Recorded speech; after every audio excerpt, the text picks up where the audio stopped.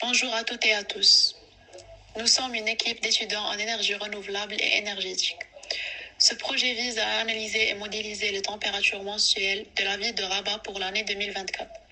Pour cela, nous avons utilisé MATLAB pour générer des données, les étudier statistiquement, les interpoler, puis les modéliser symboliquement et périodiquement avec une analyse de Fourier.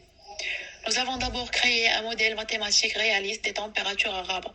La température mensuelle est composée d'une moyenne annuelle, d'une saisonnalité avec un pic en juillet, d'une tendance linéaire liée au réchauffement et d'un bruit aléatoire.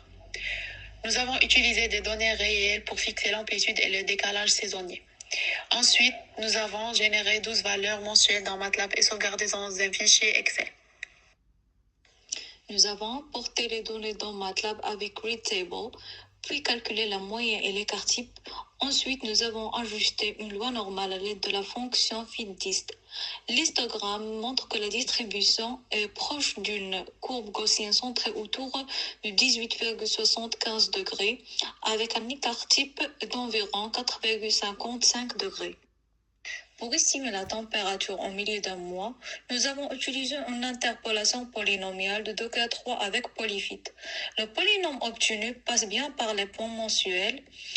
Nous avons ensuite utilisé Polyval pour estimer la température au 15 juillet, soit le mois 7,5.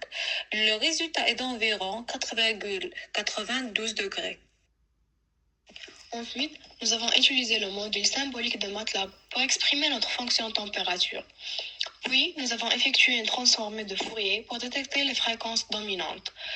Comme attendu, le spectre montre une composante principale à une fréquence annuelle, ce qui confirme la saisonnalité du climat de Rabat. En résumé, ce projet nous a permis de créer un modèle réaliste de température et de le traiter avec plusieurs outils de MATLAB. Statistique, interpolation, symbolique et analyse de Fourier. Les principales difficultés concernaient le choix des bons paramètres pour rendre les données cohérentes avec la réalité. Pour aller plus loin, on pourrait utiliser des données sur plusieurs années ou des méthodes de régression non linéaires.